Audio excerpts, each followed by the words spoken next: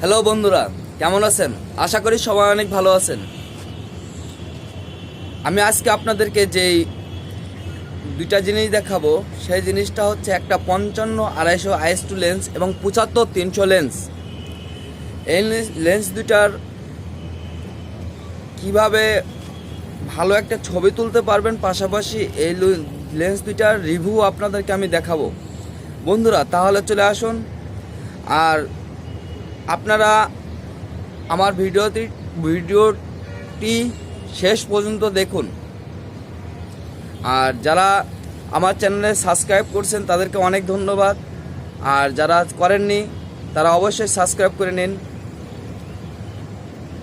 তাহলে সময় নষ্ট না করে দেখুন ভিডিওটি। হ্যালো বন্ধুরা, তাহলে আপনারা দেখতেছেন আমার হাতের সামনে দুইটা লেন্স, একটি হচ্ছে 55-250, একটা হচ্ছে ক্যাননের 75-300 লেন্স। যদি আমি আপনাদেরকে প্রথমে ফার্স্টে যে লেন্সটা খুলে দেখাতে চাই, সেটা হচ্ছে আপনার 55-250 লেন্স।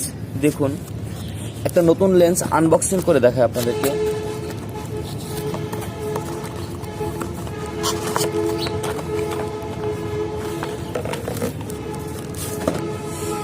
আমার হাতে দেখতেছেন একটা 55-250 লেন্স।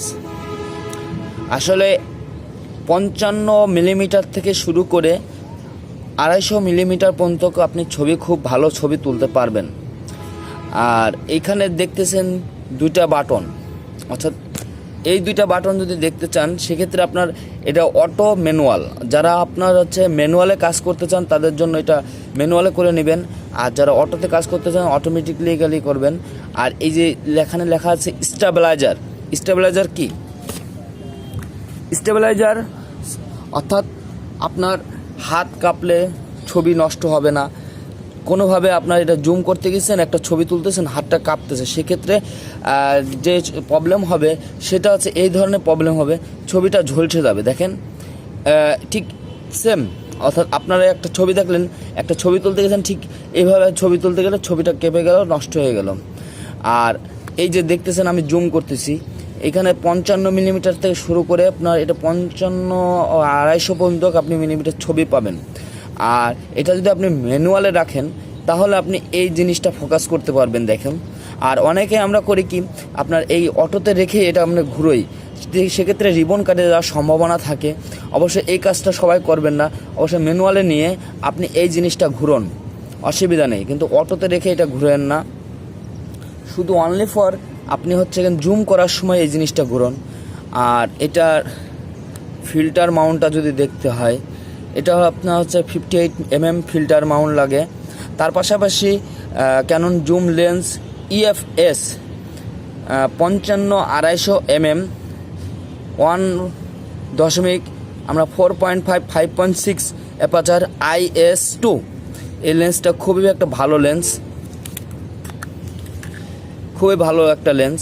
আপনারা যারা স্টিল ছবি তুলতে যাচ্ছেন এবং জুম করে ছবি তুলতে পছন্দ করে তাদের জন্য একটা বেস্ট লেন্স, খুবই ভালো একটা লেন্স।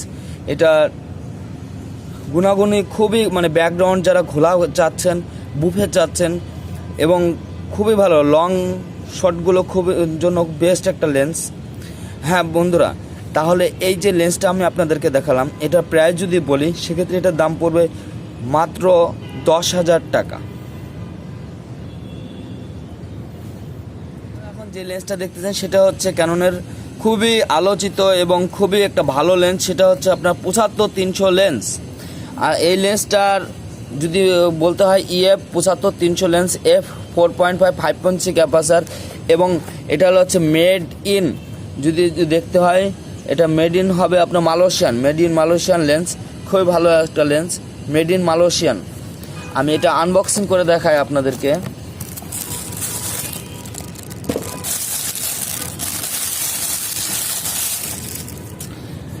হ্যাঁ, খুবই আলোচিত এবং খুবই ভালো, এবং বর্তমানে মার্কেটের সেরা লেন্স হিসেবে ব্যবহৃত হচ্ছে 75-300 লেন্স।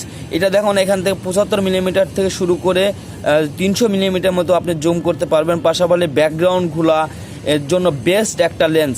এরা এখানে আপনারা হচ্ছে যেমন এই ওই 55-250-তে যেমন আপনার ইমেজ স্টেবিলাইজার ছিল, এটাতে কিন্তু নেই। এটা একটু হাতটা কাঁপলে ছবি নষ্ট হয়ে যাওয়ার সম্ভাবনা থাকে, কিন্তু আপনি খুব মানে একটু সাবধানতা যদি সাবধান করে ছবি তোলেন, সেক্ষেত্রে আপনার কোনোভাবেই ছবি নষ্ট হবে না, খুব ভালো একটা ছবি পাবেন। আর এটা আপনি অটো এবং ম্যানুয়াল, এখানে অটোতে রাখে ছবি তুলতে পারবেন এবং ম্যানুয়ালে রেখেও ছবি তুলতে পারবেন। ম্যানুয়ালে যদি রাখেন সেক্ষেত্রে আপনি এটা ধরে ফোকাস করবেন, পাশাপাশি যদি জুম করতে চান জুমটা করবেন ঠিক এইভাবে। দেখেন 75 মিলিমিটার, 100 মিলিমিটার, 135, 200, 300, দেখেন কত অনেক বড় একটা লেন্স, খুবই ভালো একটা লেন্স। এটা হলো মেড ইন মালয়েশিয়ান। এটা ডাইসটা যদি দেখতে হয় এটা হলো 58, খুবই ভালো একটা লেন্স। পিছনের রিংটা দেখেন আপনার, এটা স্টিলের। এই লেন্সটা দিয়ে আপনার হচ্ছে যে প্রবলেমগুলো আমি দেখাই আপনাদেরকে, এই লেন্সটা যদি আপনি একটা ছবি তোলেন 18 আপনার হচ্ছে যদি ছবি তোলেন, সেক্ষেত্রে আপনার হাতটা যদি কাঁপে সেক্ষেত্রে দেখেন প্রবলেমটা কী হবে। এই ধরনের ছবি আপনার নষ্ট হয়ে যেতে পারে। আর একটা ভালো খুব সুন্দর ছবি তুলতে পারেন, সেটা হচ্ছে আপনার এই ধরনের ছবিগুলো। দেখেন আপনাদের দেখাই, দেখেন, হ্যাঁ, এই একটা ছবি, এই একটা ছবি, এই একটা ছবি, এই ছবিগুলো 3টা ছবি আপনাদেরকে দেখালাম, খুবই ভালো সুন্দর একটা ছবি। দেখেন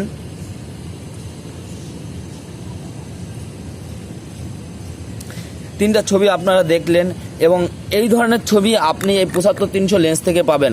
আর সেক্ষেত্রে আপনাদেরকে বলি, এই 75-300 লেন্সের দাম কমিয়ে আপনাদের জন্য রাখছি মাত্র 10,000 টাকা।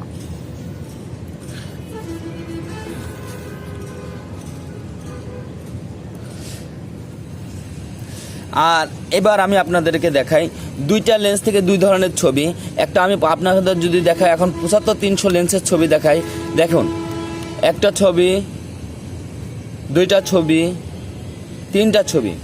আর আমি এখন আপনাদেরকে 55-250 লেন্স দিয়ে একটা ছবি তুলে দেখাই। 55-250 লেন্স দিয়ে যদি ছবি তুলে দেখাতে হয়, একটা ছবি, 2টা ছবি, 3টা ছবি। এখন আসলে আর আপনারা বলেন যে কোনটা ভালো, 55-250 ভালো না 75-300 ভালো? যদি আপনার হাতটা কাঁপে ছবি নষ্ট হয়ে যায়, সেক্ষেত্রে ইমেজ স্টেবিলাইজারের জন্য আপনার 55-250টা ভালো হবে। আর যদি আপনার হাতটা একটু কম কাঁপে, সেক্ষেত্রে আপনি নিতে পারেন 75-300 লেন্স। এই 2টা লেন্সই অনেক ভালো লেন্স। এবং এটা যদি আপনি 75-300 লেন্সে আপনার মালয়েশিয়ান, আর 55-250 লেন্স যদি দেখি আমরা আপনাদেরকে বলি, এটাও আপনার মেড ইন তাইওয়ান, অর্থাৎ 55-250 লেন্স মেড ইন তাইওয়ান, আর আপনার 75-300 লেন্স মালয়েশিয়ান। এই 2টাই ভালো লেন্স, আর 2টাই সেম। আপনাদের চয়েসটা হলো বড় জিনিস। 2টো ভালো লেন্স, আপনাদের যেটা ভালো লাগে সেটা আপনারা নিতে পারেন। তা বন্ধুরা, আমার ভিডিওটা পুরোপুরি দেখার জন্য অশেষ ধন্যবাদ আপনাদেরকে, থ্যাংক ইউ। আর যারা নতুন অবশ্যই সাবস্ক্রাইব করে নেবেন, আর যারা পুরাতন, যারা অনেক আমাকে চ্যানেলটাকে সাবস্ক্রাইব করছেন, তাদেরকে অনেক ধন্যবাদ। ভালো থাকবেন, সুস্থ থাকবেন, নতুন বছরকে স্বাগত জানাই। ভালো থাকেন, সুস্থ থাকেন, আর আপনাকে আগামী দিনগুলো খুবই ভালো যায়, তাই বলে শুভকামনা। আল্লাহ হাফেজ।